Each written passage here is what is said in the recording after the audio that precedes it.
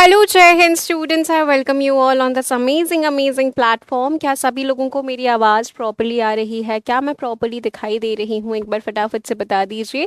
तो आज के इस सेशन की हम लोग शुरुआत करेंगे, जो कि है nervous system and glands. Am I properly audible and properly visible to every one of you right now? Please एक बार क्लियर कर दीजिए।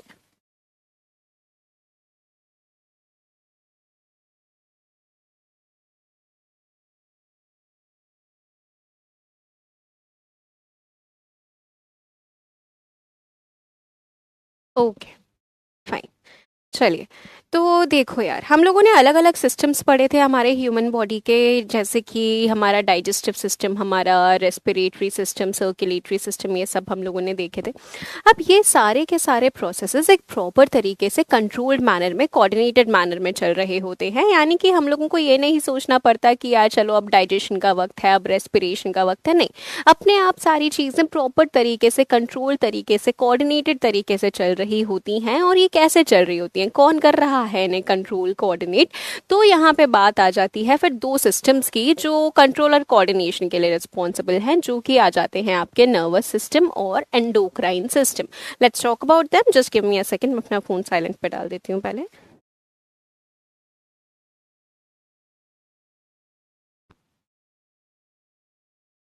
ओके, ओके, चलो भाई। तो नर्वस सिस्टम यानी कि वो जिसकी वजह से हम एक जगह से दूसरी जगह तक इंफॉर्मेशन पहुंचा पा रहे हैं हमारे शरीर में, इसके बारे में बात करेंगे।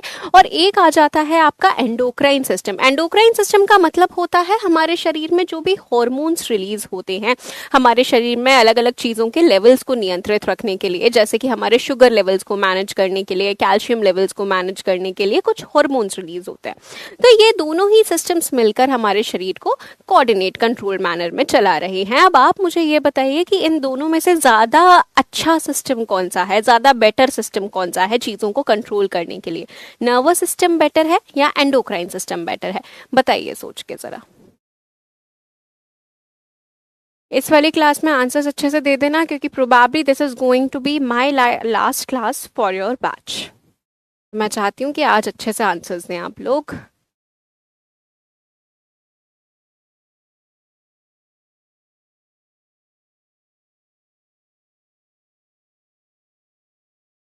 और किसको क्या लगता है बताओ?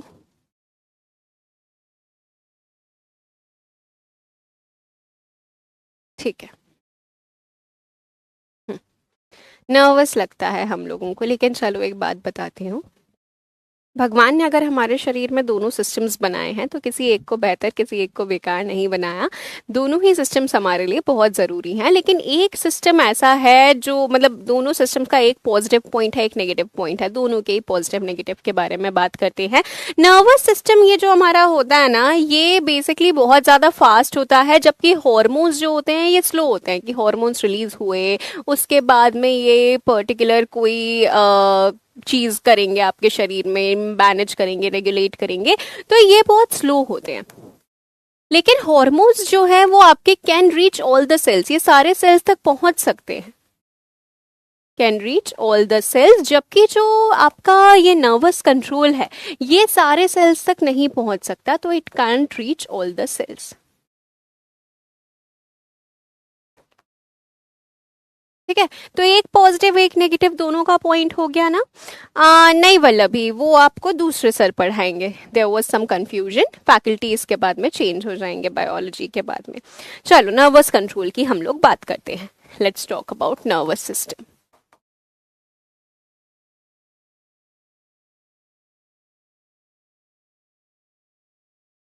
अब देखो, नर्वस सिस्टम जो है हमारा, उसको हम लोगों ने दो बेसिकली पार्ट्स में बांट रखा है। एक पार्ट वो जो आपके शरीर के बीचों बीच में मौजूद है, यानी कि आपका दिमाग और दिमाग से निकलने वाला आपका स्पाइनल कॉर्ड। ठीक है, दिमाग और दिमाग से निकलने वाला स्पाइनल कॉर्ड आपके शरीर के बिल्कुल सेंटर में मौजूद है, मध्य में मौजूद है, तो उसको बोला जाता है आपका सेंट्रल नर्वस सिस्टम। ठीक है, सेंट्रल नर्वस सिस्टम शरीर के सेंटर में है, तो इसका क्या क्या आपका किस किस चीज का ये बना हुआ होगा? ये बना होता है आपके ब्रेन का, और साथ ही में स्पाइनल कॉर्ड का। Just give me 1 second. इसके बाद में एक आ जाता है, एक तो आपके शरीर के सेंटर में मौजूद है। शरीर के सेंटर में हो गया तो सेंट्रल नर्वस सिस्टम हो गया, ब्रेन और स्पाइनल कॉर्ड हो गया। और एक आ जाता है जो इनसे नर्व्स निकल रही होती हैं, ब्रेन से कुछ नर्व्स निकल रही होती हैं, स्पाइनल कॉर्ड से कुछ नर्व्स निकल रही होती हैं, यानी वो साइड्स में है, वो पेरिफेरी में है। तो एक और जो आपका आ जाता है वो है peripheral nervous system. Peripheral nervous system ऐसे समझो, तुम्हारे शरीर के सेंटर में ये रहा तुम्हारा ब्रेन, ठीक है, और ब्रेन से नीचे इस प्रकार से निकल रही होती है तुम्हारी स्पाइनल कॉर्ड। अब यहाँ से कुछ नर्व्स निकल रही हैं, ब्रेन से यहाँ से कुछ इस प्रकार से नर्व्स निकल रही हैं, उनको बोला जाता है क्रेनियल नर्व्स, क्योंकि ब्रेन से निकल रही हैं तो क्रेनियल नर्व्स। और स्पाइनल कॉर्ड से जो निकल रही होती हैं दोनों तरफ से, उनको बोला जाता है स्पाइनल नर्व्स। ठीक है, इनका नंबर हमें पता होना चाहिए बेटा। क्रेनियल नर्व्स जो हैं वो होती हैं आपकी 12 पेयर और स्पाइनल नर्व्स होती हैं 31 पेयर। पेयर्स में है ये, याद रखिएगा, 12 + 12 24 हो जाएंगी, ये 31 + 31 62 हो जाएंगी। ठीक है, तो ये चीज हम लोगों को क्लियर होनी चाहिए। तो पेरिफेरल नर्वस सिस्टम में आ जाती हैं आपकी स्पाइनल नर्व्स और क्रेनियल नर्व्स जो साइड्स में मौजूद हैं।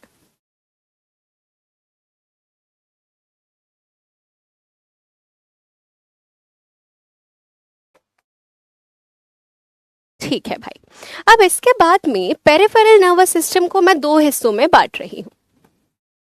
एक वो हिस्सा होता है जो आपके शरीर के कंट्रोल में नहीं है, जिसको आप कंट्रोल नहीं कर सकते, वो ऑटोमेटिकली चल रहा है, तो उसको बोला जाता है autonomic nervous system. Autonomic nervous system जो हमारे कंट्रोल में नहीं है, यानी कि जो आपका इनवॉलंटरी होता है। और एक आ जाता है आपका जो आपके कंट्रोल में है, जो आप खुद से मैनेज आउट कर सकते हो, वो होता है आपका सोमैटिक नर्वस सिस्टम। ठीक है, अब देखो, ऑटोनॉमिक में दो प्रकार आते हैं और दोनों प्रकारों को आप एक अलग सिचुएशन से समझ सकते हैं। अच्छा, तुम्हारे पीछे कभी कुत्ता पड़ा होगा। अब जब कुत्ता हमारे पीछे पड़ता है तब हम एकदम डर जाते हैं। अब जब हम डर जाते हैं, जो भी हमारे शरीर में चीजें हो रही होती हैं, जैसे हमारे दिल की धड़कन बढ़ जाना, जैसे ये पसीना आना, आंखों की पुतलियां बड़ी बड़ी हो जाना, ब्लड प्रेशर का बढ़ जाना, तो ये सारी जो चीजें हो रही हैं, जब हम डर रहे हैं तो वो आपके कंट्रोल में नहीं है। वो ऑटोनॉमिक का एक प्रकार होता है जिसको बोला जाता है सिंपैथेटिक नर्वस सिस्टम। जब हम एग्जाम देने जाते हैं तब ये एक्टिवेट हो जाता है, जबकि ये एक्टिवेट नहीं होना चाहिए, हमें अपने आप को संभालना चाहिए। तो ये कौन सी कंडीशन में है? फियर की कंडीशन में है, फ्लाइट की कंडीशन में, फाइट की कंडीशन में ये होता है। ठीक है, इसके बाद में एक आ जाता है आपका पैरासिम्पैथेटिक। हमारे पीछे फॉर एग्जाम्पल कुत्ता पड़ा, उसके बाद में हमने पीछे मुड़कर देखा, कुत्ता गायब था, कहीं और चला गया, तो अब आप एकदम रिलैक्स्ड हो जाओगे। और रिलैक्स सिचुएशन में कौन सा नर्वस सिस्टम एक्टिवेट होता है? पैरासिम्पैथेटिक।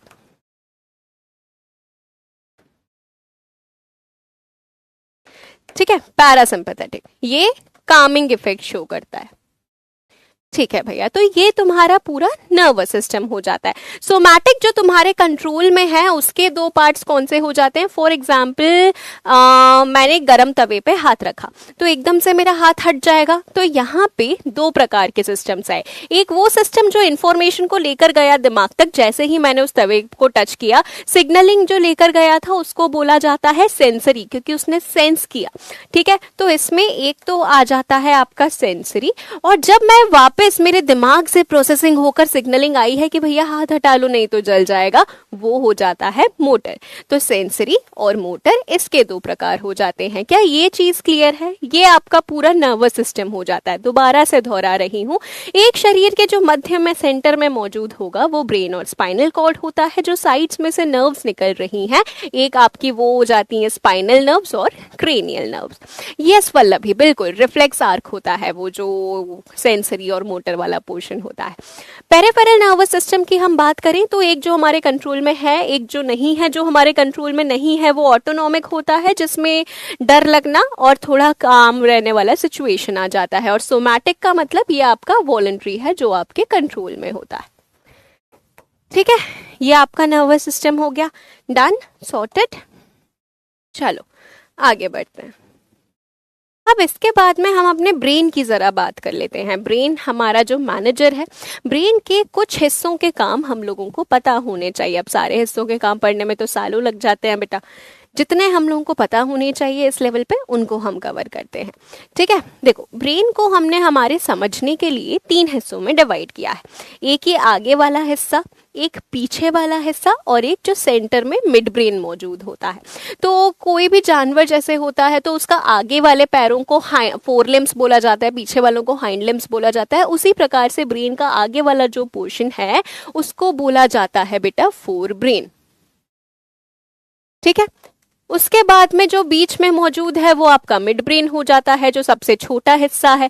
और उसके बाद में सबसे पीछे वाला हिस्सा हो जाता है आपका हाइंड ब्रेन। तो ये 3 हिस्से हो गए हैं। ठीक है, अब देखना, फोर ब्रेन में 2 पोर्शंस के काम आपको बहुत अच्छी तरह से पता होने चाहिए। एक तो सेरेब्रम का और एक हाइपोथैलेमस का।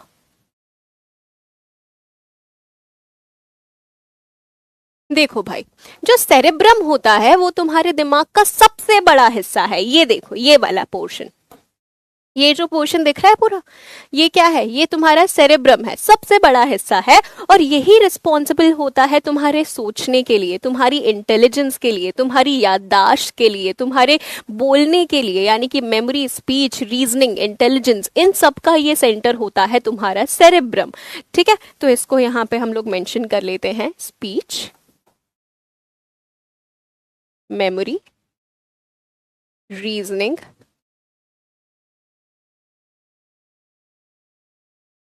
इंटेलिजेंस।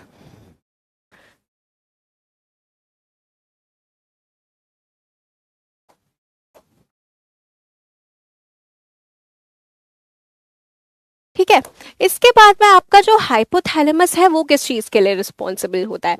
तो ये जैसे तुम्हें जब भी भूख लगती है तब कौन तुम्हें बता रहा है कि तुम्हें भूख लग रही है? एहसास कौन दिलवा रहा है? ये हाइपोथैलेमस। प्यास लगती है, एहसास कौन दिलवाता है? हाइपोथैलेमस।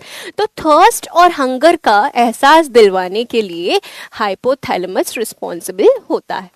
ठीक है, इसके बाद में एक आपका आ जाता है बेटा, आप अपने शरीर के टेम्परेचर को रेगुलेट कर सकते हैं। जैसे हमें ठंड लगती है तब हम कांपने लग जाते हैं, जब हमें गर्मी लगती है तब पसीना आता है। तो ये जो चीज़ें यहाँ पे हो रही हैं, यानी हम अपने शरीर के तापमान को रेगुलेट कर पा रहे हैं, ये भी हाइपोथैलेमस की वजह से होता है। और इसीलिए हम वार्म ब्लडेड हैं।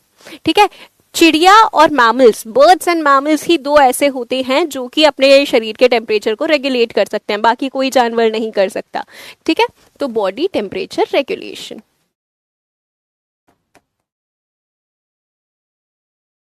ओके, इसके बाद में हाइंड ब्रेन में कुछ पर्टिकुलर पार्ट्स के हम लोगों को फंक्शनिंग्स देखने हैं।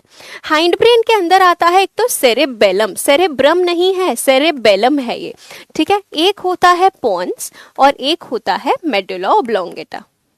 मेडुला ऑब्लोंगेटा सबसे नीचे वाला हिस्सा है, जिसके नीचे से सीधे स्पाइनल कॉर्ड रेडी होती है, आपकी स्पाइनल कॉर्ड निकलती है। ठीक है, मेडुला ऑब्लोंगेटा। अब ये जो सेरेबेलम है ये तुम्हारे शरीर के पोस्चर और बैलेंस को मेंटेन रखने के लिए रिस्पॉन्सिबल होता है। इसीलिए कोई भी इंसान जब शराब पीता है तब उसके पैर डगमगाने से लग जाते हैं, बैलेंस उसका बिगड़ता है। क्यों? क्योंकि सबसे पहले शराब जाकर सेरेबेलम के ऊपर अटैक करती है, उसके बाद में जाकर वो तुम्हारे किडनी लिवर के ऊपर अटैक करेगी। ऑल्सो अल्कोहल स्टमक से ही एब्जॉर्ब हो जाती है, जैसा हमारा खाना स्मॉल इंटेस्टाइन से होता है, अल्कोहल स्टमक से ही एब्जॉर्ब होना शुरू हो जाती है। तो cerebellum is responsible for posture and balance, very important। इसके बाद में मेडुला ऑब्लोंगेटा तुम्हारे सारे इनवॉलेंट्री एक्शंस, जो भी तुम्हारे कंट्रोल में चीजें नहीं है उनके लिए रिस्पॉन्सिबल होता है। जैसे कि तुम्हारी हार्ट रेट, जैसे कि तुम्हारा सांस लेना, वॉमिटिंग, उबासी आना, यॉनिंग, स्नीजिंग, छींक आना, ये सारी जो चीजें हैं ये सारी मेडुला ऑब्लोंगेटा के कंट्रोल में रहती हैं। तो इनवॉलेंट्री एक्शंस। ब्रीदिंग का यहां से पूछा जाता है काफी, कि ब्रीदिंग कौन कंट्रोल करता है? जवाब जाएगा medulla oblongata. Breathing, heart rate और यॉनिंग, स्नीजिंग, वॉमिटिंग ये सारी चीजें, ठीक है, ये सारी चीजें मेडुला ऑब्लोंगेटा कंट्रोल कर रहा है। आई होप कि ब्रेन के ये सारे पार्ट्स तो हम लोगों को कंट्रोल समझ में आ गए होंगे।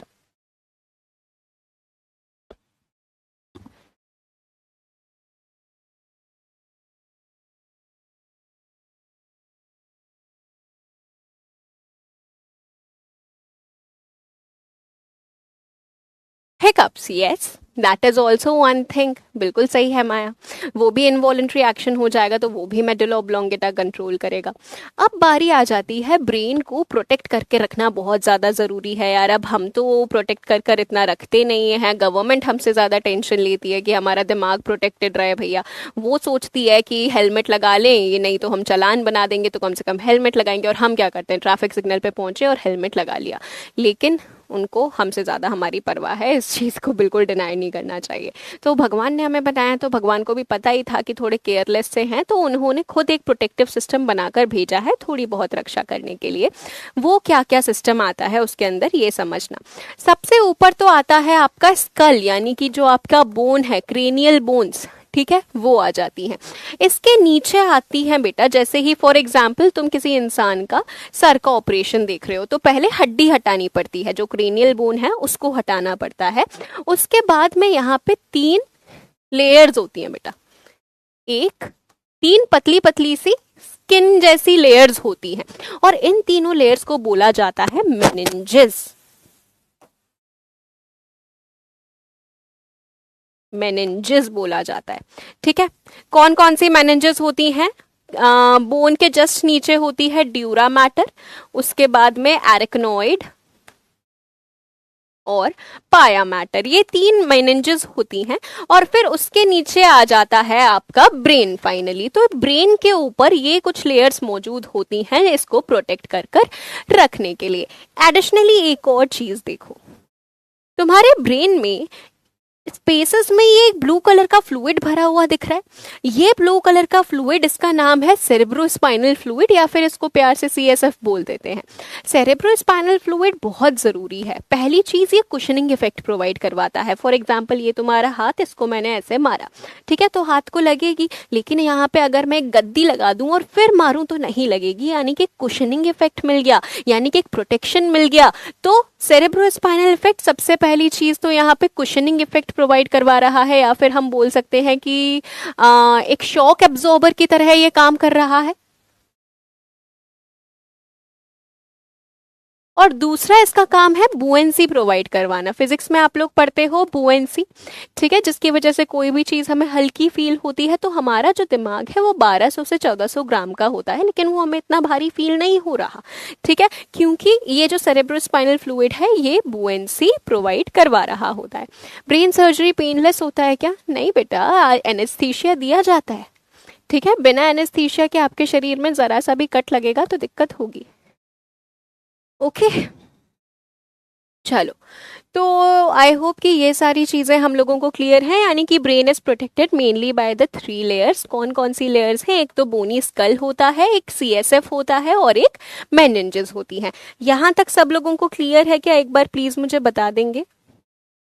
तो अब मैं बात करने वाली हूँ ग्लैंड्स के बारे में। यहां तक किसी को कोई दिक्कत परेशानी तो नहीं है बेटा?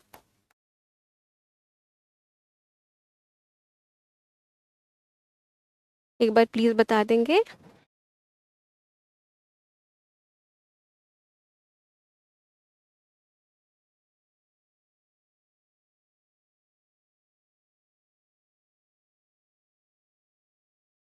ओके, चलो बढ़िया, आगे बढ़ते हैं। अब हम ग्लैंड्स की बात करते हैं। ग्लैंड्स यानी कि कोई भी ऐसी चीज जो सामान को स्टोर कर रहा होगा और उससे सामान जो स्टोर्ड है वो निकलता है।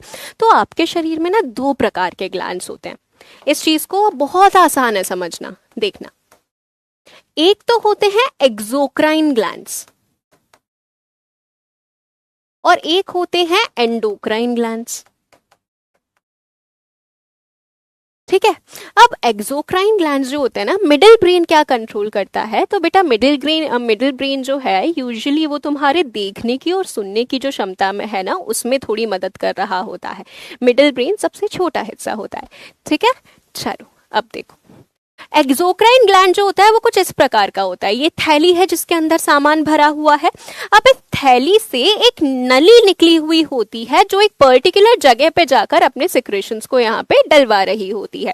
यहाँ पे चीजें भरी हुई हैं, जैसे कि तुम्हारा पसीना, जैसे हथेली हो गई, ठीक है, हथेली में आकर उसके ओपनिंग है तो एक नली आ रही होगी हथेली तक जो यहाँ पे फिर रिलीज करिए। ऐसा तो नहीं है कि पूरा पसीना तुम्हारे ब्लड में रिलीज हो जाता है, ऐसा नहीं है, नली लगी हुई है जो तुम्हारे हाथ में आकर खुलती है। वैसे ही तुम्हारा जो सलाइवा है, तो सलाइवा तुम्हारे मुंह में आकर खुल रहा है, खून में ऐसे ही नहीं भेज दिया जा रहा है। तो ऐसे ग्लैंड्स जिनमें नली लगी हुई होती है जो एक पर्टिकुलर जगह पे जाकर अपने सिक्रेशंस भेजते हैं, उनको एक्सोक्राइन ग्लैंड्स बोला जाता है, या फिर ऐसा बोला जाता है ये जो नली है इसको बोला जाता है डक्ट। तो ये डक्ट वाले आपके ग्लैंड्स हो जाते हैं, ठीक है। और ये क्या रिलीज करते हैं? ये रिलीज करते हैं बेटा एंजाइम्स। जो हम लोगों ने डाइजेस्टिव सिस्टम में एंजाइम्स पढ़े थे ना, सलाइवरी एंजाइम्स या पैंक्रिएटिक एंजाइम्स, तो सब में एक नली लगी हुई थी उन ग्लैंड्स में। एंजाइम हो गया, ऑयल हो गया, स्वेट हो गया, तो इन सब में नली लगी हुई होती है, डक्ट वाले ग्लैंड्स होते हैं ये। लेकिन अगर मैं एंडोक्राइन ग्लैंड्स की बात करूं तो वो ऐसे होते हैं। ये थैली है जिसमें सामान भरा हुआ है, ये सीधे सिक्रेशंस को कहाँ डाल रहे हैं? सीधे के सीधे तुम्हारे ब्लड के अंदर ये सिक्रेशंस को डाल रहे होते हैं। इनमें कोई भी नली नहीं लगी हुई होती है, इसीलिए इनको बोला जाता है डक्टलेस ग्लैंड्स, डक्टलेस ग्लैंड्स, ठीक है। और ये क्या रिलीज करते हैं? ये रिलीज करते हैं हॉर्मोन्स जिनके बारे में हमें पढ़ना है, और इसीलिए हम लोग यहाँ पे एंडोक्राइन सिस्टम की बात कर रहे हैं। Endocrine system releases hormones, exocrine enzymes, oil, sweat, इन सबको रिलीज कर रहा होता है, ठीक है भैया। अब एंडोक्राइन सिस्टम हॉर्मोन्स के थ्रू किस चीज को रेगुलेट करता है बेटा? हॉर्मोन्स के थ्रू वो अलग अलग चीजों के लेवल्स को, अभी हम देखेंगे क्या क्या अलग अलग ग्लैंड्स होते हैं मेल और फीमेल बॉडी में, अलग अलग ग्लैंड्स के बारे में पढ़ेंगे, बहुत इंपॉर्टेंट रोल उनका होता है। लेकिन बात यह आ जाती है कि हमारे शरीर को पता कैसे चलता है कि शुगर का लेवल कम हो गया है, कैल्शियम का लेवल बढ़ गया है, तो अब हार्मोन रिलीज करना है। पूरे वक्त नल की तरह हार्मोन्स रिलीज नहीं होते रहते, उनको पता चलता है कि इस चीज की कंसंट्रेशन कम है, इस चीज की कंसंट्रेशन ज्यादा है, तब जाकर वो हार्मोन्स रिलीज करते हैं। तो उनको पता कैसे चलता है, ये चीज बड़ी अच्छी है समझने में। देखना, हाइपोथैलेमस के बारे में हम लोगों ने पढ़ा था। हाइपोथैलेमस जो कि तुम्हारे फोर ब्रेन का हिस्सा था, जो तुम्हारे प्यास को, भूख को और बॉडी टेम्परेचर रेगुलेशन को मैनेज कर रहा होता है, वो तुम्हारा हाइपोथैलेमस था, ठीक है। तो हाइपोथैलेमस तुम्हारा नर्वस सिस्टम का हिस्सा है, और हाइपोथैलेमस के पास में सेंसर्स लगे हुए होते हैं। अब क्या करता है, जैसे ही किसी चीज की कंसंट्रेशन कम या ज्यादा हो जाती है तो हाइपोथैलेमस को पता चल जाता है, और फिर वो एक ग्लैंड है, एक एंडोक्राइन ग्लैंड जिसका नाम है पिट्यूटरी ग्लैंड, उसको सिग्नलिंग देता है कि पिट्यूटरी दीदी ये सिग्नलिंग आ गई है, इस चीज की कंसंट्रेशन कम हो गई है, इस चीज की कंसंट्रेशन ज्यादा हो गई है, तो जरा अपने चेलों को बता दो। तो ये जो पिट्यूटरी ग्लैंड है ये दूसरे ग्लैंड्स को इंफॉर्मेशन देता है कि आ गया है वक्त अपने हार्मोन्स रिलीज करने का। तो यानी कि तुम्हारा एंडोक्राइन सिस्टम और तुम्हारा जो नर्वस सिस्टम है वो कंट्रोल्ड है, यानी कि वो दोनों चीजें कनेक्टेड हैं। हाइपोथैलेमस नर्वस सिस्टम का हिस्सा है जो नर्वस सिस्टम के थ्रू सारी चीजें पता लगा रहा है कौन सी चीज की कंसंट्रेशन कम है ज्यादा है, और फिर पिट्यूटरी को बता रहा है, और पिट्यूटरी फिर बाकी सबको सिग्नलिंग दे रही है। इसीलिए ये जो पिट्यूटरी है इसको मास्टर ग्लैंड के नाम से भी जाना जाता है बेटा, मास्टर ग्लैंड, ठीक है। और हाइपोथैलेमस इस पिट्यूटरी को सिग्नलिंग दे रहा है, इसीलिए इसको master of the master gland के नाम से जाना जाता है। मास्टर का भी मास्टर है ये, तो मास्टर ऑफ मास्टर ग्लैंड, ठीक है। ये हो गया हमारा। आई होप ये चीज क्लियर हो गई होगी, हो गई है क्लियर कि किस तरह से कनेक्शन चल रहा है। हाइपोथैलेमस और पिट्यूटरी बहुत आसपास में मौजूद होते हैं। देखो यहाँ देखो, ये हाइपोथैलेमस है जो ग्रीन कलर के हाइलाइटर शेड में है ना, और इससे ये इस प्रकार से निकलता हुआ यहाँ पे ये जो स्ट्रक्चर है ये तुम्हारा पिट्यूटरी है, यानी कि हाइपोथैलेमस पिट्यूटरी एक दूसरे के बहुत पास पास में नजदीक होते हैं। इसका और डिटेल डायग्राम देखो, ये रहा, ये हाइपोथैलेमस और हाइपोथैलेमस से निकलने वाले पिट्यूटरी के ये दो लोब्स होते हैं, यानी कि कनेक्शन उनका है जिससे ओवरऑल फिर पूरे शरीर को कंट्रोल करेंगे। तो जरा हम लोग पिट्यूटरी ग्लैंड की ही सबसे पहले बात कर लेते हैं। पिट्यूटरी ग्लैंड जो मास्टर ग्लैंड है, जो सारे ग्लैंड्स को सिग्नलिंग दे रहा है, ये बहुत छोटा सा होता है। ये एक मटर के दाने जितना छोटा है। तुम देख रहे हो भगवान ने कितना एफिशिएंट बनाया हमारे शरीर को, इतने मटर के दाने जितना छोटा सा बेस ऑफ द ब्रेन पे ये लोकेटेड होता है। पिट्यूटरी की हम लोग बात कर रहे हैं, पिट्यूटरी ग्लैंड। ठीक है, तो सबसे पहला पॉइंट क्या है इसका कि ये आपका मास्टर ग्लैंड है। दूसरा पॉइंट आ जाता है कि ये एक हार्मोन रिलीज करता है बेटा, जिसका नाम है ग्रोथ हार्मोन, जिसकी वजह से आपकी लंबाई बढ़ती है, ग्रोथ हार्मोन। ठीक है, अब अगर ये ग्रोथ हार्मोन कम सिक्रीट हुआ, ज्यादा सिक्रीट हुआ, तो कौन सी बीमारियां होना पॉसिबल है, अब हम ये समझने वाले हैं। देखो, सबसे पहले तो हम देखते हैं बच्चों के अंदर। बच्चों के अंदर अगर ये हार्मोन कम रिलीज हुआ, ग्रोथ हार्मोन कम रिलीज हुआ बच्चों के अंदर, तो हाइट बढ़नी रुक जाती है, बहुत ही कम हाइट रह जाती है। ऐसे इंसान को हम बौना बोलते हैं या डुअर्फ बोलते हैं, तो ऐसी कंडीशन को बोला जाता है बेटा डुअर्फिज्म। ठीक है, और अगर ये बहुत ज्यादा रिलीज हो गया तो इंसान की हाइट बहुत ज्यादा खिंची हुई चली जाएगी, यानी कि एकदम जायंट जैसा इंसान हो जाएगा, and this condition is known as जाइगैंटिज्म।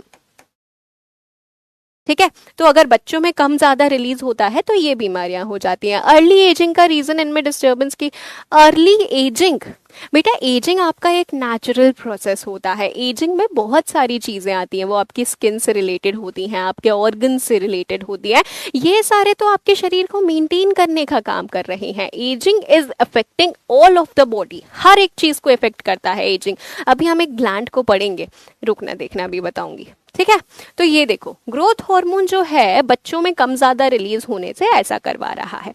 लेकिन अगर एडल्ट्स की मैं बात करूं तो एडल्ट्स की हाइट तो एक टाइम पे जाकर रुक जाती है, तो उनमें अगर कम रिलीज होगा तो भी कोई फर्क नहीं पड़ेगा। लेकिन अगर ये एडल्ट्स में ज्यादा रिलीज हुआ तो एक कंडीशन आती है जिसको बोला जाता है एक्रोमेगैली, जहां पे इंसान की बहुत अजीब सी ग्रोथ होती है।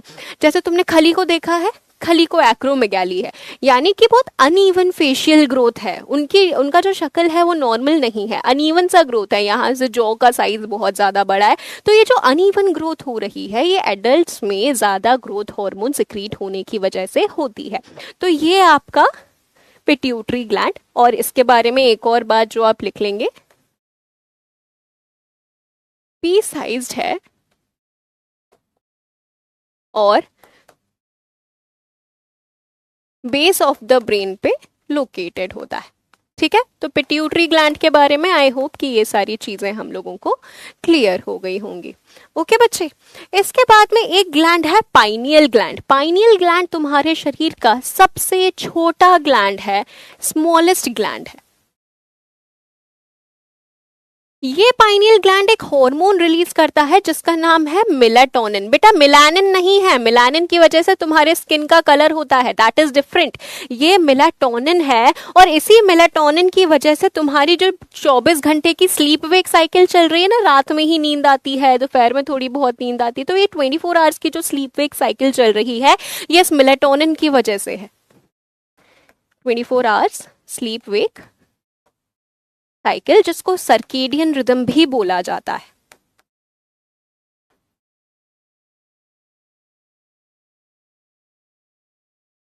ठीक है, ये हो गया, this is what, this is basically आपका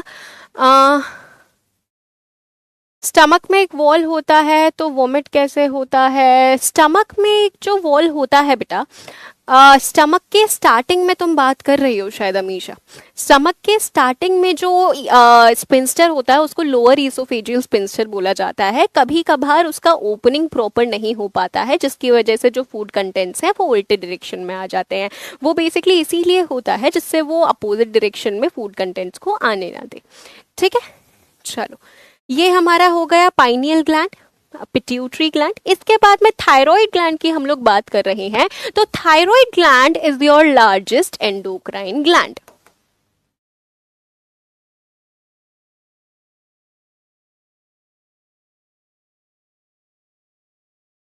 पाइनियल आपका सबसे छोटा एंडोक्राइन ग्लैंड था, थायराइड आपके शरीर का सबसे बड़ा एंडोक्राइन ग्लैंड है। थायराइड ग्लैंड आपके गले में मौजूद होता है, ऐसा टिपिकली बटरफ्लाई शेप का मौजूद होता है ये thyroid gland, and this is very important. अच्छा, तुम लोगों में से किसी के भी घर पे किसी को थायराइड की शिकायत है? जैसे मेरे घर में मेरी मौसी को भी थायराइड की दिक्कत है, मेरी कजन दीदी हैं उनको भी दिक्कत है। तुम्हारे घर में है किसी को थायराइड की दिक्कत? हम सुनते हैं। क्या होता है ये थायराइड की दिक्कत, क्या होती है? थायराइड ग्लैंड करता क्या है? सबसे पहली बात, ये तुम्हारे गले में मौजूद होता है थायराइड, ठीक है। ये एक हार्मोन रिलीज करता है बेटा जिसका नाम है थायरोक्सिन हार्मोन, थायरोक्सिन हार्मोन। और इस हार्मोन के बनने के लिए आयोडीन की आवश्यकता होती है, इसीलिए हम बोलते हैं ना टाटा नमक, आयोडीन युक्त नमक, देश का नमक, आयोडीन की आवश्यकता इसीलिए जिससे कि आपका थायरोक्सिन बन सके, ठीक है। पेरेंट्स को है, हाँ, तो अभी देखना थायराइड की दिक्कत होती क्या है। थायरोक्सिन के लिए बनने के लिए सबसे पहली तो क्या, आयोडीन की आवश्यकता होती है, ठीक है। अब कंडीशन, अब थायरोक्सिन कर क्या रहा है तुम्हारे शरीर में? मेटाबॉलिज्म को संभालता है ये। मेटाबॉलिज्म का क्या मतलब? जैसे तुमने खाना खाया, प्रोटीन्स, कार्बोहाइड्रेट्स, फैट्स, तो उनका टूटकर एनर्जी बनना मेटाबॉलिज्म कहलाता है। तो उनका प्रॉपर्ली वो टूट रहे हैं, उनसे एनर्जी बन रही है, ये देखने का काम थायराइड का होता है। अब अगर ये थायरोक्सिन जो हार्मोन है ये कम रिलीज हुआ, यानी कि हाइपोथायरॉयडिज्म अगर होता है, तो आप मुझे बताइए कि अगर ये कम रिलीज होगा तो इंसान मोटा होगा या पतला होगा? बताइए। और अगर ये ज्यादा रिलीज हुआ, यानी कि हाइपरथायरॉयडिज्म का सिचुएशन है अगर, तो फिर इंसान मोटा होगा या पतला होगा? बताइए जरा।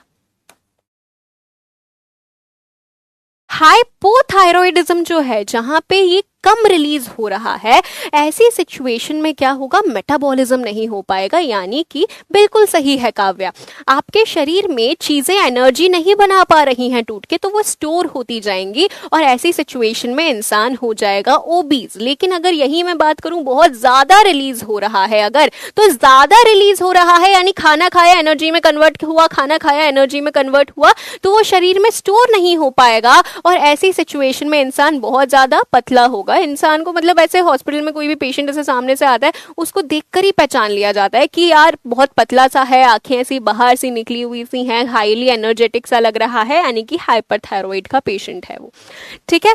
ये चीज हमें क्लियर होनी चाहिए।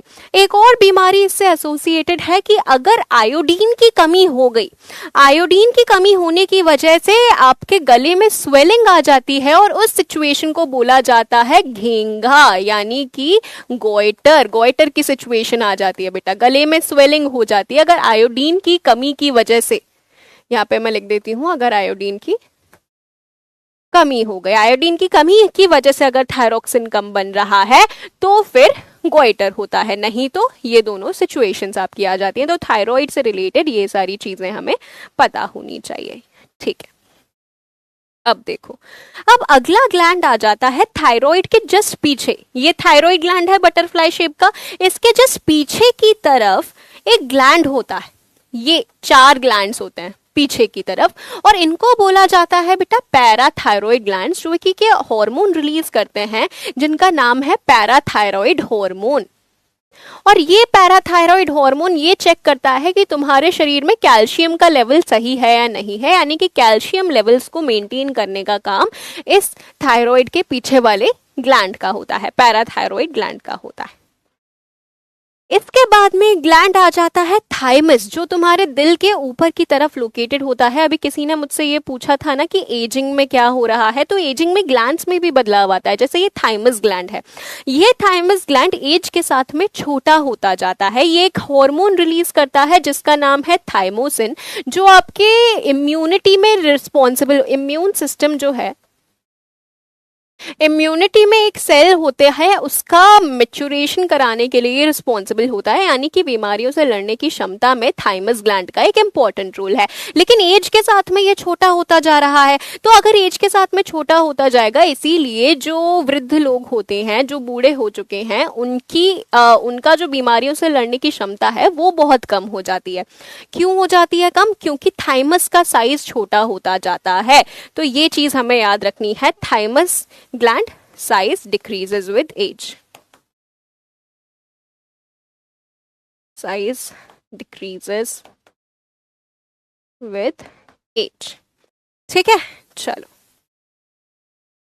ये हमारा हो गया। ओके, इसके बाद में कुछ ग्लैंड्स हैं, इनके बारे में मैं यहाँ पे लिख देती हूँ। देखो भाई, अब इसके बाद एक आ जाता है तुम्हारा एड्रिनल ग्लैंड। नहीं, उससे पहले हमें पैंक्रियाज के बारे में पढ़ना है। अच्छा, तुम लोगों को याद है पैंक्रियाज हम लोगों ने डाइजेस्टिव सिस्टम के अंदर पढ़े थे, याद होगा, डाइजेस्टिव सिस्टम के अंदर पढ़े थे, जो कि आपके एंजाइम्स रिलीज कर रहे थे।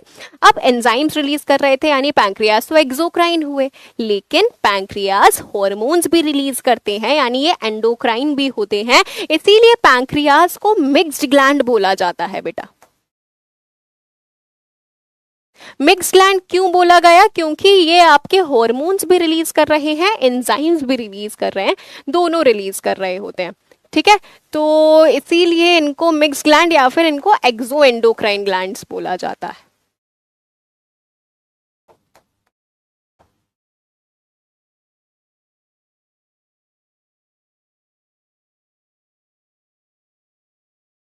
ठीक है भैया, ये हो गया।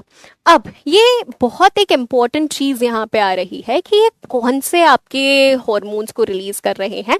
तो बेटा पैंक्रियाज में कुछ सेल्स होते हैं जिनका नाम है आइलेट्स ऑफ लैंगरहैंस। ये आइलेट्स ऑफ लैंगरहैंस में दो प्रकार के सेल्स होते हैं, एक अल्फा सेल्स होते हैं और एक बीटा सेल्स होते हैं। अब ये इस हार्मोन का नाम तुमने सुना होगा। बीटा सेल्स रिलीज करते हैं इंसुलिन, सुना है, और अल्फा सेल्स रिलीज करते हैं ग्लूकागन। ग्लूकागन और इंसुलिन ये दोनों मिलाकर तुम्हारे शरीर के शुगर लेवल्स को मेंटेन रखने का काम करते हैं, ब्लड शुगर लेवल्स, इसको मेंटेन करने का काम कर रहे होते हैं। कैसे, इस चीज को मैं समझाती हूँ। देखो फॉर एग्जाम्पल ये तुम्हारा एक सेल है, ठीक है, सेल के अंदर जब ग्लूकोज जाएगा तब जाकर वो टूटकर एनर्जी बनाएगा। खाना छोटे छोटे टुकड़ों में जो टूटा है, ये जब तुम्हारे सेल के अंदर जाएगा तब सेल के अंदर जाकर वो अल्टीमेटली ऑक्सीजन की मौजूदगी में टूटेगा और एनर्जी बनाएगा। लेकिन सेल के अंदर जाने के लिए इसे एक गेट पास की जरूरत होती है और वो गेट पास है इंसुलिन, यानी कि अगर इंसुलिन नहीं होगा तो ग्लूकोज अंदर नहीं जा पाएगा। ठीक है, इंसुलिन होगा तभी ग्लूकोज के अंदर एंट्री हो पाएगी। अब अगर ब्लड शुगर लेवल बढ़ गया है, ब्लड शुगर लेवल अगर तुम्हारा बहुत ज्यादा बढ़ गया है तो क्या होगा, तो तुम्हारे शरीर में ज्यादा इंसुलिन रिलीज होगा, जिससे कि ब्लड में ग्लूकोज ज्यादा है तो वो ग्लूकोज को उठा उठा के सेल के अंदर डालेगा, तो ब्लड का ग्लूकोज लेवल दोबारा कम हो जाएगा, दोबारा नॉर्मल हो जाएगा। तो ब्लड शुगर लेवल बढ़ने पे इंसुलिन रिलीज होता है। ठीक है भैया, अगर ब्लड शुगर लेवल तुम्हारा कम हो गया, ब्लड शुगर लेवल कम हो गया, ऐसी सिचुएशन में रिलीज होता है ग्लूकागन। लेकिन अब ये ग्लूकागन का काम है ब्लड शुगर लेवल को दोबारा से बढ़ाना, तो ये दोबारा से बढ़ाएगा कैसे, कहां से लेकर आएगा ये ग्लूकोज? तुमने खाया तो उतना ही है, अब ये ब्लड में ग्लूकोज और ज्यादा कहां से लेकर आएगा? तो एक चीज समझना, तुम्हारा जो लिवर होता है, लिवर के अंदर ग्लूकोज स्टोर होता है बेटा। ग्लूकोज स्टोर्ड किस फॉर्म में स्टोर होता है? ग्लाइकोजन में स्टोर होता है। जैसे प्लांट्स के अंदर स्टार्च के फॉर्म में ग्लूकोज स्टोर होता है, लिवर के अंदर ग्लाइकोजन के फॉर्म में स्टोर होता है। तो ये ग्लूकागन क्या करता है, इसके पास जाता है, ग्लाइकोजन को तोड़कर ब्लड में शुगर को मिला देता है, फिर दोबारा से शुगर लेवल बैलेंस हो गया। यानी कि इंसुलिन और ग्लूकागन दोनों ने मिलकर ब्लड शुगर लेवल्स को कंट्रोल करने का जिम्मा उठा रखा है। ठीक है भैया, तो अब यहाँ पे एक बीमारी आ जाती है, शक्कर की बीमारी या मधुमेह जिसको बोला जाता है, डायबिटीज जिसको बोला जाता है। डायबिटीज में बेसिकली क्या हो रहा है, इंसुलिन की कमी हो जा रही है बेटा। अब अगर इंसुलिन की कमी हो जाएगी तो ब्लड में शुगर की मात्रा बढ़ जाएगी, क्योंकि इंसुलिन नहीं है तो फिर क्या हो जाएगा, ग्लूकोज जो है वो सेल के अंदर नहीं जा पाएगा, सेल के अंदर नहीं जा पा रहा तो वो ब्लड में ही तैरता रह जाएगा, ब्लड में तैरता रह गया तो ब्लड में ज्यादा मात्रा अगर ग्लूकोज की होगी तो वो तुम्हारे ऑर्गन्स के ऊपर नेगेटिव इफेक्ट डालता है। इसीलिए बोला जाता है जिसको डायबिटीज है उसको शक्कर नहीं खानी चाहिए। क्यों? क्योंकि ऑलरेडी तुम्हारे ब्लड में इतना ज्यादा ग्लूकोज है जो सेल के अंदर नहीं जा पा रहा, तुम और शक्कर ले लो which is a ready source of glucose, जो तुम्हें और ज्यादा शक्कर ग्लूकोज प्रोवाइड करेगा तो तुम्हारे ब्लड में और ज्यादा शुगर बढ़ जाएगा, जो कि तुम्हारे सेल में जा ही नहीं पा रहा है। इसीलिए डायबिटीज को शक्कर की बीमारी या मधुमेह बोला जाता है। लेकिन ऐसा नहीं होता कि कोई ज्यादा शक्कर खा रहा है तो उसको बाद में जाके डायबिटीज हो जाएगा, नहीं। इंसुलिन का बनना ना बनना आपके ज़्यादा शक्कर खाने से नहीं होता, लेकिन डायबिटीज़ वाले इंसान को ज़्यादा शक्कर नहीं खानी चाहिए। ठीक है, क्या ये कंसेप्ट हम लोगों को क्लियर हुआ है? एक बार प्लीज़ मुझे बता देंगे। हेलो जी, बोलो जी।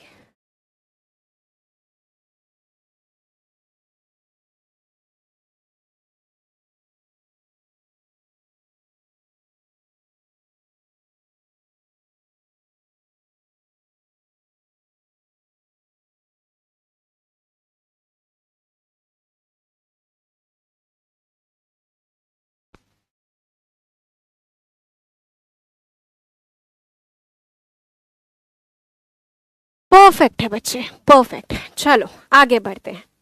सेकंड लास्ट ग्लैंड की हम लोग बात करते हैं, जो कि है तुम्हारा एड्रिनल ग्लैंड। ये जो एड्रिनल ग्लैंड है, ये तुम्हारी जो दोनों किडनीज है ना, डायबिटीज होता कैसे है? तो बेटा गामा सेल्स के बारे में हमें नहीं पढ़ना, अल्फा बीटा को अभी देखो। डायबिटीज होता कैसे है? डायबिटीज दो कारणवश हो सकता है। ये बेटा आपके लाइफस्टाइल की वजह से भी हो सकता है, और कभी कभार ऐसा होता है कि शरीर इंसुलिन को पहचानने से मना कर देता है। तो ये आपका ऑटो इम्यून डिसऑर्डर हम बोल सकते हैं, जहां पे शरीर खुद ही पहचानने से मना कर देता है, या फिर पैंक्रियाज कम इंसुलिन बना रहे हैं। तो अलग अलग सिचुएशंस यहाँ पे पॉसिबल हो जाती हैं।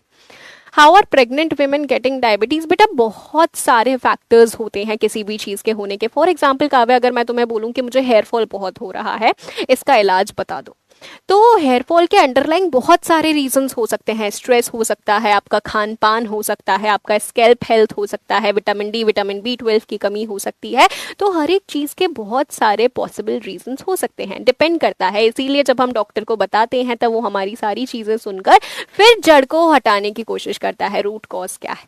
ठीक है, तो कोई चीज किसी भी चीज से डायरेक्टली कनेक्टेड नहीं है, बहुत सारे पॉसिबल रीजंस हो सकते हैं।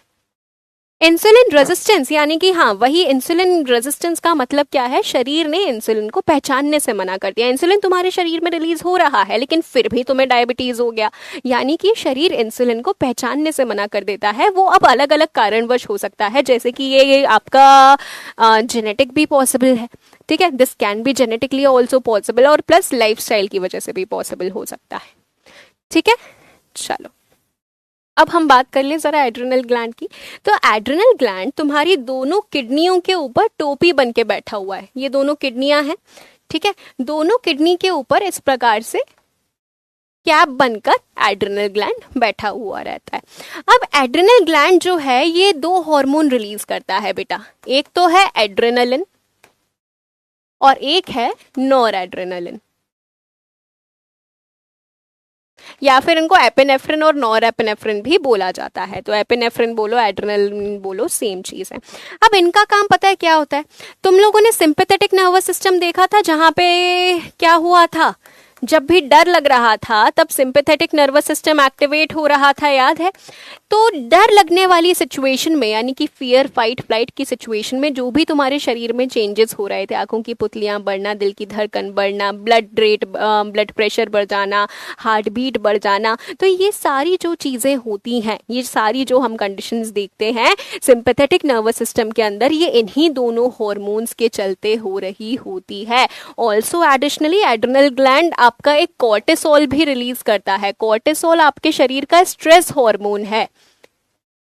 ठीक है, तो स्ट्रेस के सिचुएशन में जो कॉर्टिसोल रिलीज होता है, ये भी तुम्हारा एड्रिनल ग्लैंड के द्वारा रिलीज किया जाता है।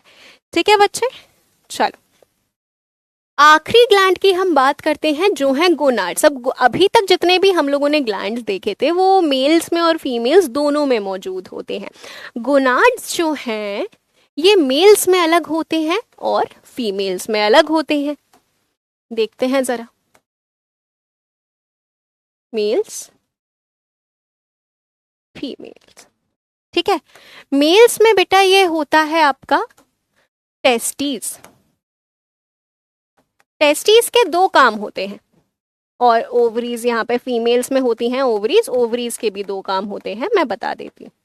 टेस्टिस एक तो स्पर्म बना रहे होते हैं, यानी कि मेल का गेमीट बना रहे होते हैं, साथ ही में ये बना रहे होते हैं हार्मोन जिसका नाम है टेस्टोस्टेरोन। ठीक है, तो ये दो आपके टेस्टिस के काम हो गए। ठीक है, इसके बाद में ओवरीज की हम बात करें तो ओवरीज आपका एग रिलीज करती हैं जो कि फीमेल गेमीट है, और दो हॉर्मोन्स रिलीज करती हैं। एक तो है ईस्ट्रोजन और एक प्रोजेस्टेरॉन।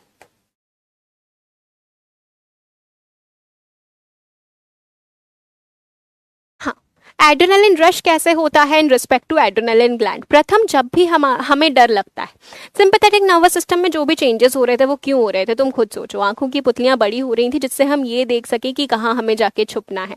हमारे दिल की धड़कन इसलिए बढ़ रही थी जिससे मसल्स तक ज्यादा ज्यादा ब्लड पहुंच सके, ज्यादा ऑक्सीजन पहुंच सके, जिससे कि हम जब भागे तब मसल्स के पास एनर्जी रहे।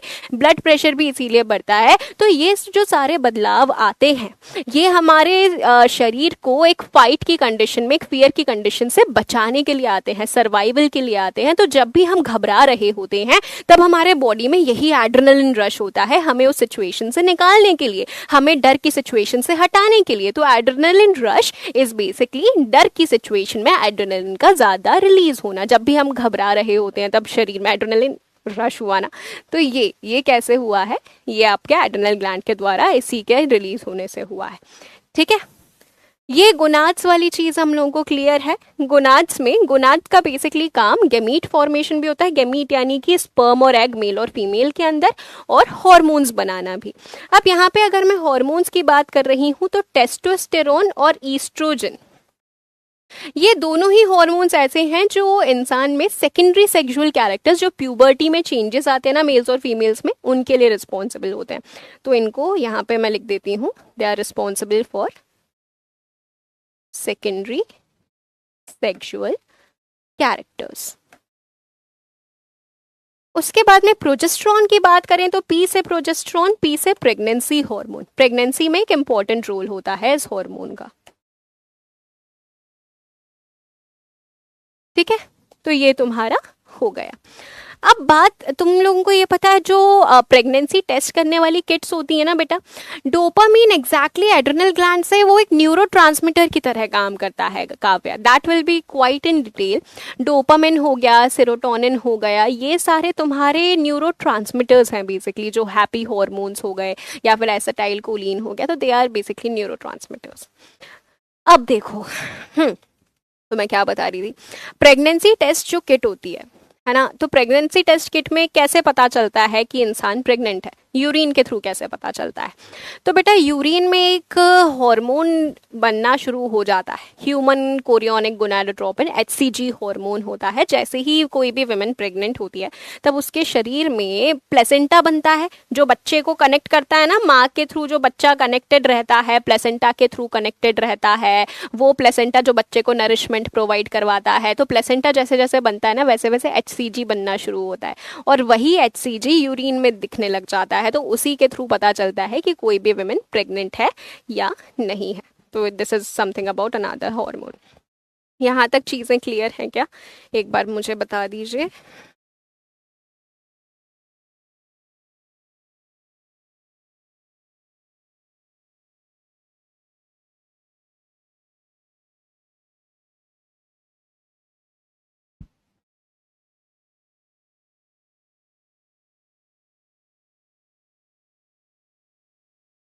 क्योंकि हमारे ग्लैंड्स और हमारा जो नर्वस सिस्टम है वो कंप्लीट हो चुका है, अब हम कुछ क्वेश्चंस करते हैं। लेट्स सी कितना हम लोगों को क्लियर हुआ है, क्वेश्चंस के थ्रू पता चलेगा। चलो, सबसे पहला क्वेश्चन, तुम्हारे शरीर का जो पोस्चर और बैलेंस है वो कौन संभाल के रखता है? 30 seconds.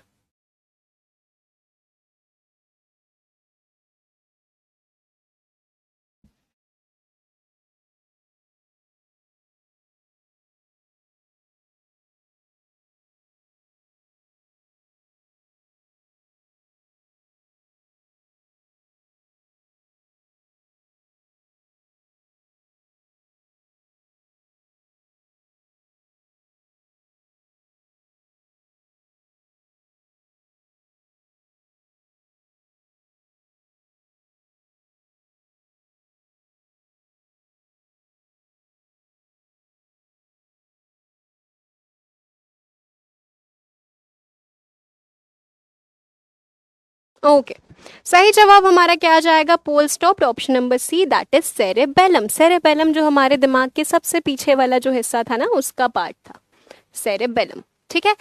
Pond's, medulla oblongata, cerebellum, ये तीनों ही हाइंड ब्रेन के हिस्से थे। सेरेब्रम सबसे बड़ा पोर्शन था जो कि आपकी इंटेलिजेंस, आपकी रीजनिंग के लिए रिस्पॉन्सिबल था। अगला क्वेश्चन, ब्रीदिंग कौन सा part of the brain control करता है?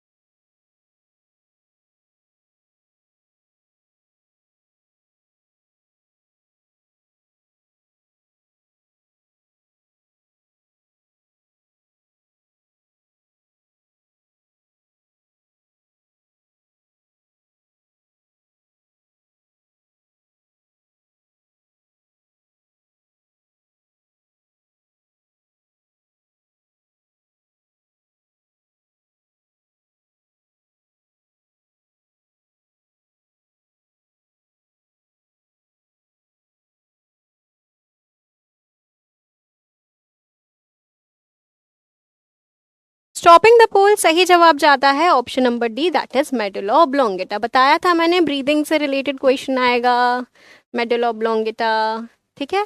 अगला क्वेश्चन, अब ये क्वेश्चन को समझाने के लिए मुझे तुम लोगों को रिफ्लेक्स एक्शन समझाना पड़ेगा। अब देखो, रिफ्लेक्स एक्शन क्या होता है? रिफ्लेक्स एक्शन का मतलब होता है कि एक बहुत quick response with in a fraction of seconds जो आता है। जैसे मैंने तुम्हें वो तवे पे हाथ रखने वाला सिनेरियो बताया था ना, कि तुमने तवे पे हाथ रखा, एकदम से हाथ अपने आप हट जाता है, यानी कि बहुत क्विक फ्रैक्शन ऑफ सेकंड्स में वो हमारा एक्शन हो रहा होता है। तो इस चीज को समझना, क्या होता है, जैसे तुमने हाथ रखा, ठीक है, यानी कि तुम्हारी स्किन जो थी वो एक रिसेप्टर की तरह काम कर रही है, सिग्नलिंग तुम्हारी स्किन को मिला, तो स्किन तुम्हारा रिसेप्टर हुआ। ठीक है। फिर एक न्यूरॉन जो है वो सिग्नलिंग को लेकर जाएगा तुम्हारे स्पाइनल कॉर्ड में, ब्रेन तक नहीं, क्योंकि ब्रेन में वक्त लग जाएगा प्रोसेसिंग में, तो स्पाइनल कॉर्ड तक। तो ये जो न्यूरॉन स्पाइनल कॉर्ड तक सिग्नलिंग को सेंस कर कर लेकर गया है, इसको बोला जाता है सेंसरी न्यूरॉन। सेंसरी या फिर ए से आने वाला, ए से एफरेंट न्यूरॉन इसको बोला जाता है। स्पाइनल कॉर्ड में मौजूद होता है बेटा आपका इंटर न्यूरॉन, बीच में जो मौजूद होगा इंटर न्यूरॉन। और उसके बाद में जो यहां से प्रोसेसिंग होकर सिग्नलिंग दोबारा से लेकर आ रहा है, कहां तक लेकर आ रहा है? तुम्हारी मसल तक लेकर आ रहा है। मसल यानी कि जो तुम्हारा इफेक्टर है, इफेक्ट जहां पे हो रहा है, इफेक्टर मसल तक सिग्नलिंग लेकर आ रहा है। और ये कौन हो जाएगा? ये हो जाता है तुम्हारा मोटर न्यूरॉन। मोटर न्यूरॉन लेकर आता है। तो ये जो पूरा का पूरा आर्क है, इसका सीक्वेंसिंग तुम्हें पता होना चाहिए। और मोटर न्यूरॉन को ई से एग्जिट, ई से इफेरेंट भी बोला जाता है। तो रिसेप्टर सेंसरी न्यूरॉन लेकर गया आपका स्पाइनल कॉर्ड तक, मोटर न्यूरॉन लेकर आया मसल तक। तो ये जो आर्क बन रही है, इसी को बोला जाता है बेटा रिफ्लेक्स आर्क। ठीक है। तो अब ये क्वेश्चन तुम आराम से कर पाओगे। Which part of the nervous system controls the reflex activities of the body?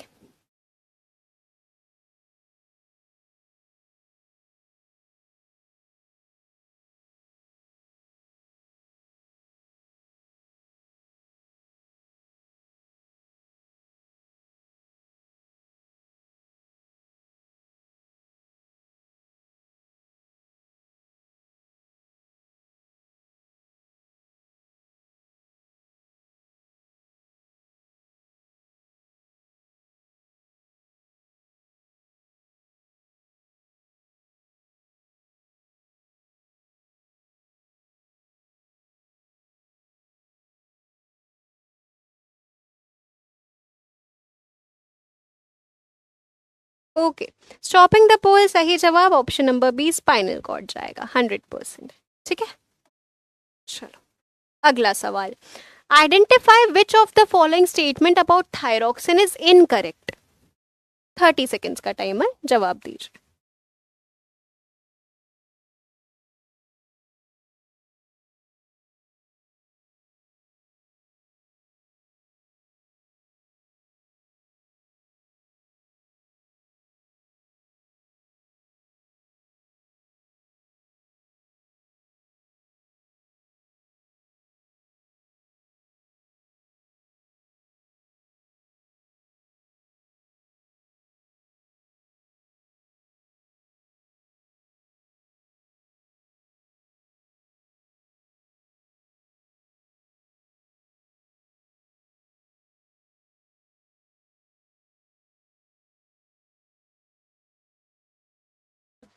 Okay, सही जवाब हमारा यहाँ पे क्या जाएगा, stopping the poll. Option number D will be और सही आंसर इधर।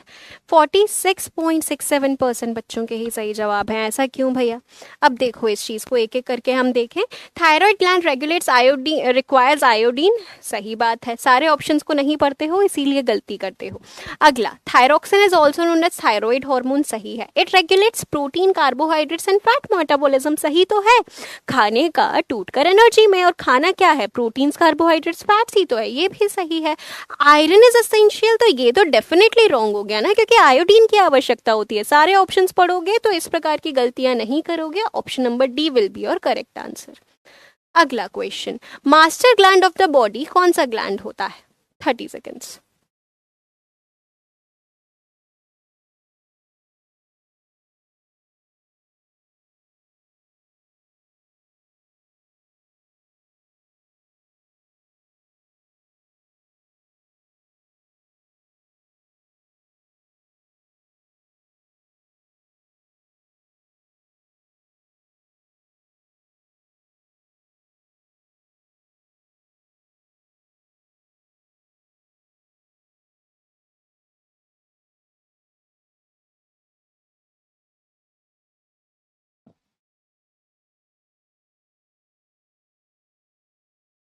ओके, स्टॉपिंग द पोल, सही जवाब जाता है option number D, that is pituitary gland.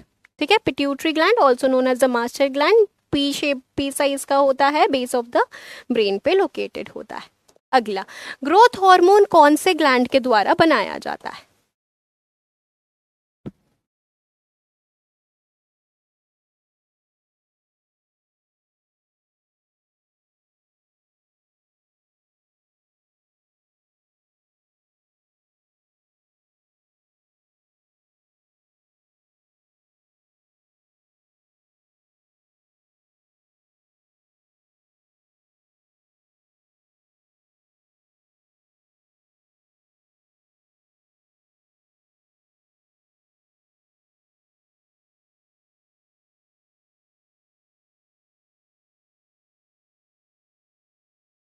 Okay, stopping the poll, सही जवाब जाएगा ऑप्शन नंबर बी, पिट्यूटरी। 67.86। तो एक बार जरा सारे ग्लैंड्स को हम लोग रिवाइज कर ले, कौन कौन से ग्लैंड्स पढ़े हम लोगों ने, उसके बाद में हम क्लास को एंड करेंगे बेटा। तो हम लोगों ने सबसे पहले पढ़ा कि हाइपोथैलेमस से सिग्नलिंग आती है पिट्यूटरी में, इसीलिए उसको मास्टर ग्लैंड बोला जाता है। पिट्यूटरी के द्वारा ग्रोथ हार्मोन रिलीज होता है। उसके बाद में हमने पढ़ा पाइनियल ग्लैंड, जो सबसे छोटा एंडोक्राइन ग्लैंड होता है, जो कि मेलाटोनिन रिलीज करता है, जो आपकी 24 आवर्स की स्लीप वेक साइकिल को मेंटेन रखने का काम करता है। इसके बाद में थायराइड ग्लैंड, जो थायरोक्सिन रिलीज करके गले में मौजूद होता है, आपके शरीर के मेटाबॉलिज्म को संभालता है, आयोडीन की आवश्यकता होती है बनने के लिए। थायराइड के पीछे मौजूद होता है पैराथायराइड ग्लैंड, जो तुम्हारे शरीर में कैल्शियम लेवल्स को रेगुलेट करता है। इसके बाद आ जाता है तुम्हारा थाइमस ग्लैंड, जो तुम्हारे दिल के ऊपर मौजूद होता है, तुम्हारी इम्यूनिटी यानी कि बीमारियों से लड़ने की क्षमता में बहुत इंपॉर्टेंट रोल प्ले करता है। फिर आ जाते हैं पैंक्रियाज, जो एक्सोक्राइन एंडोक्राइन दोनों की तरह काम करते हैं, इसीलिए उन्हें मिक्स ग्लैंड बोला जाता है, और ऐसा और कोई ग्लैंड नहीं है। ये आपका जो ब्लड शुगर लेवल्स हैं उनको मैनेज करने का काम करता है, अल्फा सेल्स और बीटा सेल्स, इंसुलिन और ग्लूकागन मिलके। उसके बाद आ जाता है आपका एड्रिनल ग्लैंड, जो कि एड्रिनलिन, नॉर एड्रिनलिन सिक्रीट करता है तुम्हारे सिंपैथेटिक नर्वस सिस्टम में काम, मतलब सहायता देने के लिए। उसके बाद आ जाते हैं गोनाड्स। गोनाड्स जो मेल में होते हैं, वो मेल में आपके गोनाड्स टेस्टीज होते हैं, जो टेस्टोस्टेरोन रिलीज करते हैं, और फीमेल में ओवरीज होती हैं, जो कि ईस्ट्रोजन रिलीज करती हैं। ईस्ट्रोजन और टेस्टोस्टेरोन ये दोनों ही प्यूबर्टी के टाइम पे सेकेंडरी सेक्सुअल कैरेक्टर्स के लिए रिस्पॉन्सिबल होते हैं। तो ये आपके सारे एंडोक्राइन ग्लैंड्स हो गए, जो हार्मोन रिलीज करते हैं, जो डक्टलेस ग्लैंड्स होते हैं, जिनमें नली नहीं लगी हुई होती है।